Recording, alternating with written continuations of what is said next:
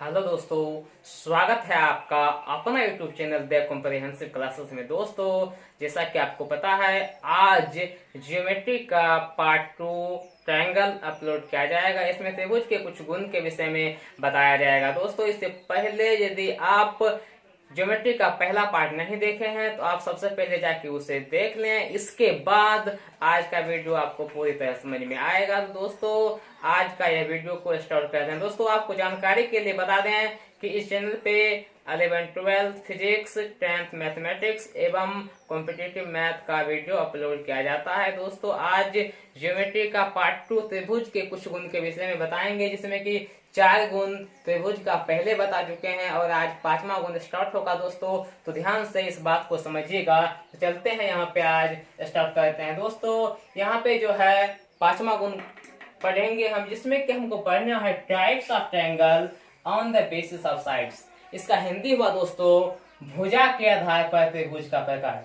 याद कर लीजिए दोस्तों, भुजा के आधार पर त्रिभुज जो है 3 प्रकार का होता है।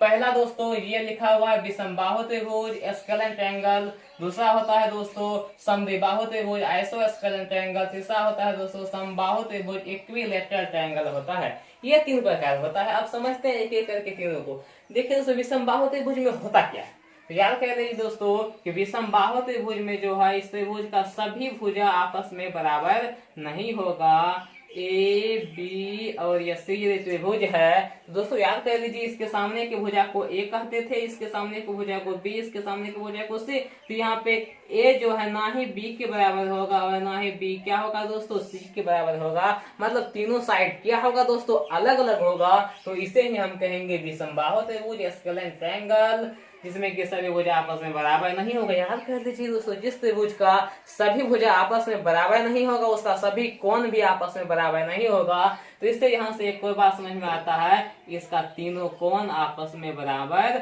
नहीं होगा। जब भुजा बराबर नहीं होगा तो कोण भी बराबर नहीं होगा। दोस्तों, इसे आप ध्यान में अवश्य रखेंगे।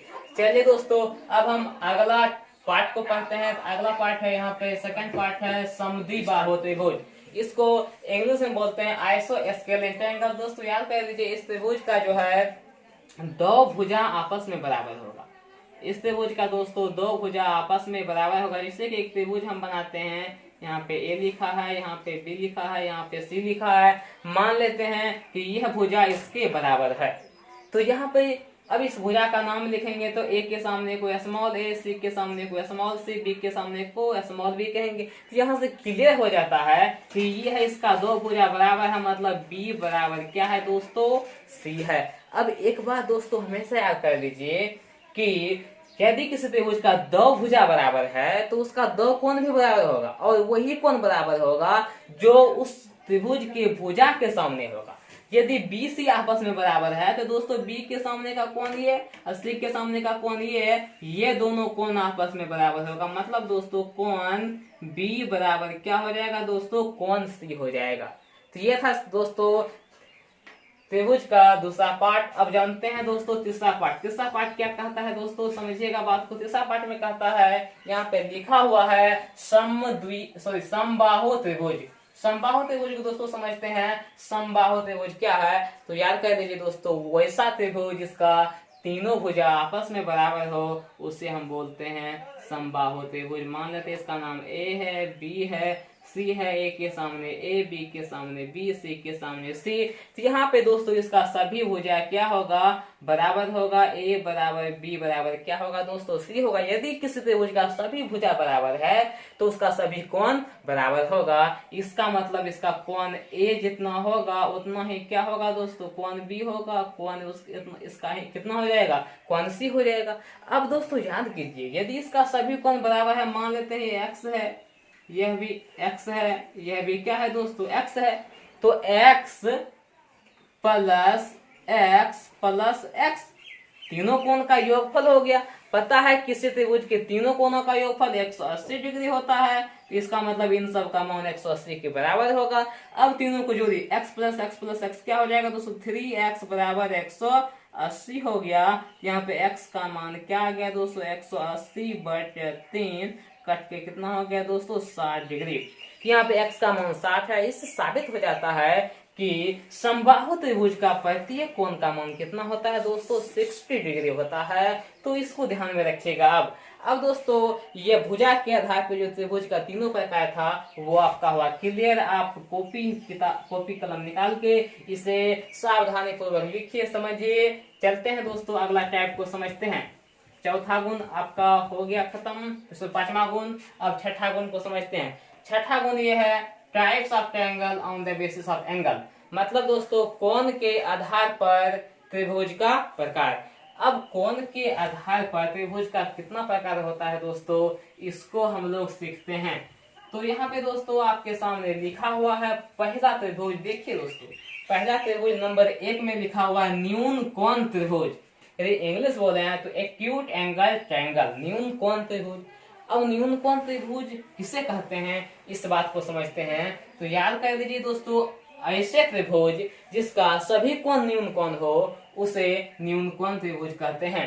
अब न्यून कोण क्या होता है, देखिए दोस्तों, कोई भी न्यून कोण यदि है, न्यून कोण मतलब थीटा मान लेते हैं, इसका मान जो है 0 डिग्री से बड़ा होगा और 90 डिग्री से क्या होगा दोस्तों, छोटा होगा। मतलब जिस कोण का मान 0 और 90 के बीच होता है उसे ही न्यून कोण त्रिभुज कहते हैं। यदि किसी त्रिभुज का तीनों कोण न्यून कोण है तो उसे हम न्यून कोण कहते हैं। इसका एक फिगर बना लेते हैं दोस्तों। इसे यहाँ पे है, ये ए है, ये दोस्तों बी है, ये सी है। यहाँ पे तीनों कोण, कोण ए, कोण बी, कोण सी, तीनों का मान जो होगा 0 से बड़ा होगा या और 90 से छोटा होगा। तो यह त्रिभुज आपका क्या कहलाएगा दोस्तों, न्यून कोण त्रिभुज कहलाएगा। इसे पहचानने के लिए बोलेगा सिंपल है, उसका कोण देख लेंगे 0-90 के बीच में है तो वो हो जाएगा आपका न्यून कोण त्रिभुज। अब दोस्तों चलते हैं आगे के कुछ बात को समझते हैं। ये आपका पहला पार्ट हो गया। अब सेकंड में देखते हैं। सेकंड कहता है दोस्तों समकोण त्रिभुज। समकोण त्रिभुज उसे कहते हैं जिसका एक कोण समकोण हो दोस्तों। ये यदि मान लेंगे, इसका हम नाम लिख दें ए, यहाँ पे ये बी और यहाँ पे दोस्तों सी, इसका एक कोण, मतलब ऐसे त्रिभुज जिसका केवल एक कोण समकोण हो उसे हम लोग बोलते हैं समकोण त्रिभुज। दोस्तों यदि मान लिया जाए इसके सामने की भुजा को ए बोले, इसके सामने की भुजा को बी बोले, इसके सामने की भुजा को सी बोले, तो याद कर लीजिए दोस्तों, इसके लिए जो पाइथागोरस थ्योरम होता है वो होता है दोस्तों सी स्क्वायर बराबर ए स्क्वायर प्लस में क्या होता है दोस्तों, बी स्क्वायर होता है। इसको आप याद कीजिए, जहाँ सी सबसे बड़ी भुजा मतलब हाइपोटेन्यूस, उसके बाद यहाँ पे ए यहाँ पे आधार है और बी दोस्तों ये आपका क्या है, यहाँ पे लंब है। तो इस तरह से यह रिलेशन इसके लिए वैलिड होता है। आगे दोस्तों आगे की और बात को समझते हैं, देखिएगा ध्यान से। तो ये कैसे आया इसको आगे हम प्रूव करेंगे, इसके लिए चिंता करने की आवश्यकता नहीं है। चलिए दोस्तों आगे बढ़ते हैं हम लोग नंबर 3 में। नंबर 3 में कहता है अधिक कोण त्रिभुज। अधिक कोण त्रिभुज वो है जिसका कोई भी एक कोण अधिक कोण हो, कोई एक कोण ही अधिक कोण होगा। अब समझते हैं अधिक कोण कहते किसको है। याद कीजिए दोस्तों, वैसा कोण जिसका मान 90 डिग्री से बड़ा हो और 180 डिग्री से छोटा हो उसे हम लोग अधिक कोण कहते हैं। यदि किसी त्रिभुज का एक कोण अधिक कोण हो जाए तो वो त्रिभुज कहलाता है अधिक कोण। जैसे कि एग्जांपल में आपके सामने दे रहा हूं, देखिएगा दोस्तों इसे ध्यान से। यहाँ पे लिखा हुआ है ये आपका है ए, ये है आपका बी और ये है आपका कितना दोस्तों, सी है। तो ए के सामने को ए कहेंगे, बी के सामने को बी कहेंगे, सी के सामने को दोस्तों क्या कहेंगे, सी कहेंगे। और इस कोण का मान जो है दोस्तों 90 से बड़ा है, 180 से छोटा है, इसलिए त्रिभुज कहलाता है अधिक कोण त्रिभुज। इतना बात समझने के बाद एक सबसे बड़ा चैलेंज आता है जिसे समझना अति आवश्यक हम लोगों के लिए हो जाता है दोस्तों। यदि आपको किसी त्रिभुज का कोण दे देगा, आप आसानी से बता दीजिएगा कि यह कौन सा त्रिभुज है, न्यून कोण है या समकोण है या फिर क्या है, अधिक कोण है। लेकिन यदि भुजा देगा, भुजा दे के आपसे यदि पूछा जाए यह कौन सा त्रिभुज है, न्यून कोण है कि समकोण है या कि अधिक कोण है, तो यह कैसे पहचानेंगे, इस बात को दोस्तों समझने की कोशिश करते हैं। देखिएगा दोस्तों ये होता कैसे है। जैसे कि मान लीजिए दोस्तों एक छोटा सा क्वेश्चन आपके लिए लेते हैं और इसको आप सॉल्व करके खुद देखिएगा। कहता है एक त्रिभुज का भुजा दिया हुआ है, कि ए का मान दिया हुआ है 3, बी का मान दिया है 4 और सी का मान दिया है दोस्तों 5। कहता है यह कौन सा त्रिभुज होगा, भुजा देगा, पूछेगा यह कौन सा होगा, न्यून कोण होगा, समकोण होगा या फिर क्या होगा, अधिक कोण होगा। इसे पहचानने के लिए दोस्तों 3 कंडीशन होता है जिसको आप ध्यान में रखिएगा। पहला कंडीशन देखिए दोस्तों कि यहाँ पे न्यून कोण कब होगा, न्यून कोण तभी होगा जब न्यून कोण त्रिभुज तभी होगा जब सी मतलब सबसे बड़ी भुजा, सी मतलब समझिएगा दोस्तों क्या, सबसे बड़ी भुजा। सबसे बड़ी भुजा का ये जो स्क्वायर है दोस्तों, ये आपका छोटा होगा ए स्क्वायर प्लस में किससे, बी स्क्वायर से। ए स्क्वायर प्लस बी स्क्वायर क्या होगा दोस्तों, सी स्क्वायर से बड़ा होगा, तब यह कहलाएगा न्यून कोण त्रिभुज। दूसरा लेते हैं एग्जांपल दोस्तों, यदि मान लीजिए समकोण त्रिभुज की बात किया जाए, तो समकोण त्रिभुज पहचानने के लिए कहेगा तो इसके लिए क्या करेंगे दोस्तों, देखिए ध्यान से, यह सी स्क्वायर जो है बराबर होता है A square plus B square का, जहाँ सी क्या है दोस्तों, सबसे बड़ी भुजा है, ख्याल कर दीजिएगा। उसके बाद नंबर 3 में यदि अधिक कोण कहेगा आपको पहचानने के लिए दोस्तों, अधिक कोण, तो इसके लिए ध्यान में रखिएगा दोस्तों अधिक कोण त्रिभुज कौन है, तो याद कर दीजिए दोस्तों सी स्क्वायर जो है ये आपका जो है क्या होगा, बड़ा होगा ए स्क्वायर प्लस में बी स्क्वायर से। ये 3 कंडीशन होता है त्रिभुज को पहचानने का कि कौन त्रिभुज अधिक कोण है या फिर समकोण है या फिर न्यून कोण है। अब दोस्तों सबसे बड़ा सवाल यहाँ ये आता है कि यह फार्मूला आता कैसे है, तो इसे समझते हैं आखिर ये होता कैसे है। तो इसके लिए दोस्तों एक फार्मूला आपको याद करना पड़ेगा, जिसे हम बोलते हैं कोसाइन फार्मूला। इसे हम क्या बोलते हैं, कोसाइन फार्मूला।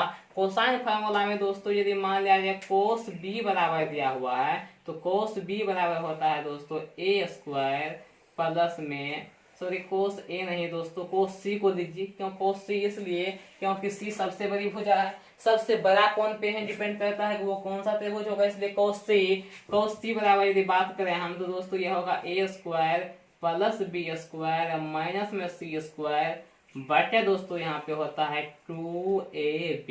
इसे आप जानते होंगे दोस्तों, फार्मूला है, कोसाइन फार्मूला है। और इसमें क्या होता है, cos c बराबर A square plus B square minus C square बटे 2ab होता है। अब दोस्तों इससे यह साबित होता है, इससे कैसे यह साबित होता है तो समझिएगा, इस बात को ध्यान से बारीकी से देखिएगा दोस्तों। देखिए ध्यान से, यदि मान लिया जाए हम एक चतुर्थांश को बनाते हैं, चतुर्थांश को बनाते हैं तो यह होता है पहला चतुर्थांश, ये होता है दोस्तों दूसरा चतुर्थांश, ये होता है दोस्तों तीसरा चतुर्थांश और ये होता है दोस्तों चौथा चतुर्थांश। तो ये आपका चतुर्थांश हो गया। तो चतुर्थांश में बात किया जाए तो पहला चतुर्थांश में यह कोस है, इसलिए हम कोस की बात करेंगे। पहला चतुर्थांश में यह कोस जो है क्या होता है दोस्तों, प्लस में होता है कोस थीटा, कोस थीटा या कोस सी बोल दीजिए दोस्तों। और दूसरा में क्या होता है दोस्तों, कोस निगेटिव होता है, मतलब कोस सी यहाँ पे दूसरा में क्या हो जाएगा, निगेटिव हो जाएगा। पहला में क्या होगा दोस्तों, पॉजिटिव हो जाएगा। अब इन दोनों चीज को इस पे हम अप्लाई करके देखते हैं।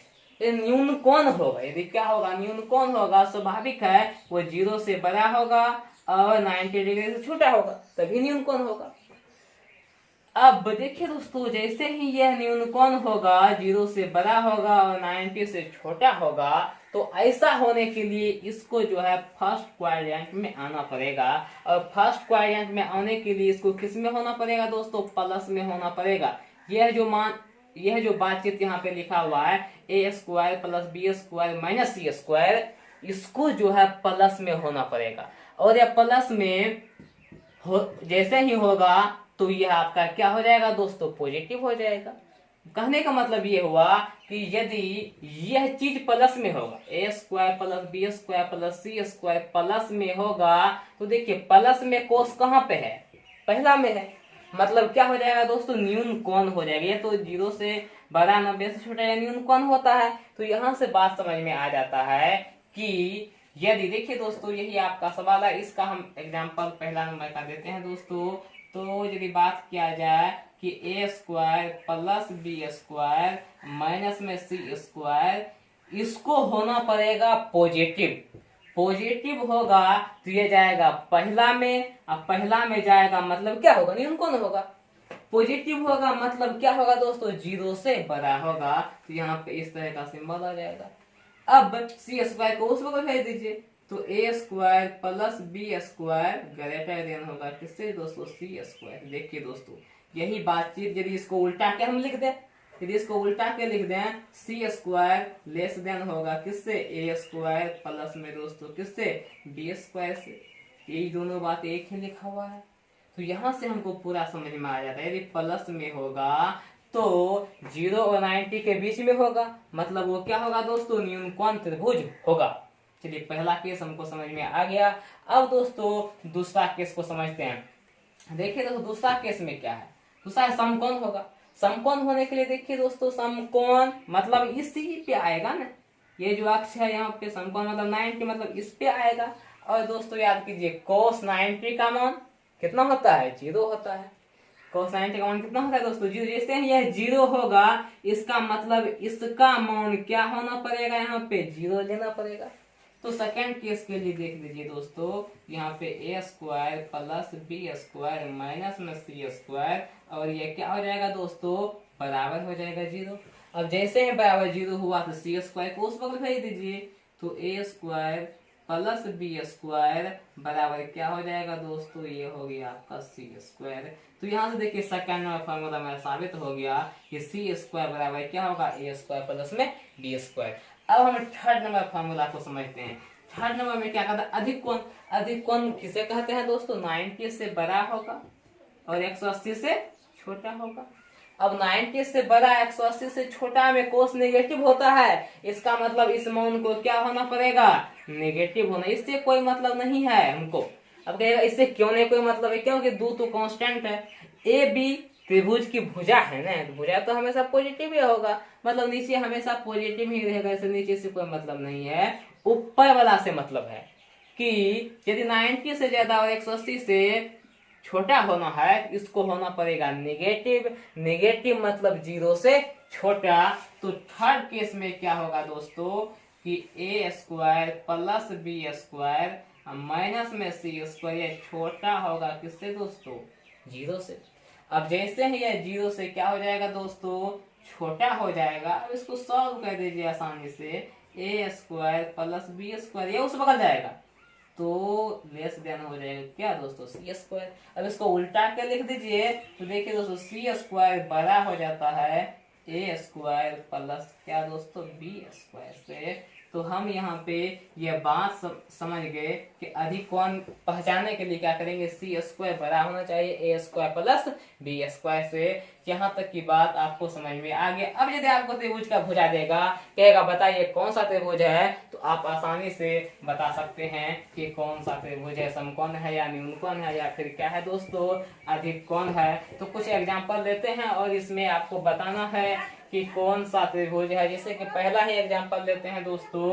पहला एग्जांपल दिया है, त्रिभुज का भुजा दिया है, ए का मान दिया है 3, बी का मान दिया है 4, सी का मान दिया है 5। अब इसको सॉल्व करते हैं दोस्तों।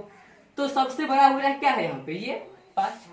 5 का स्क्वायर कितना होता है दोस्तों, 25।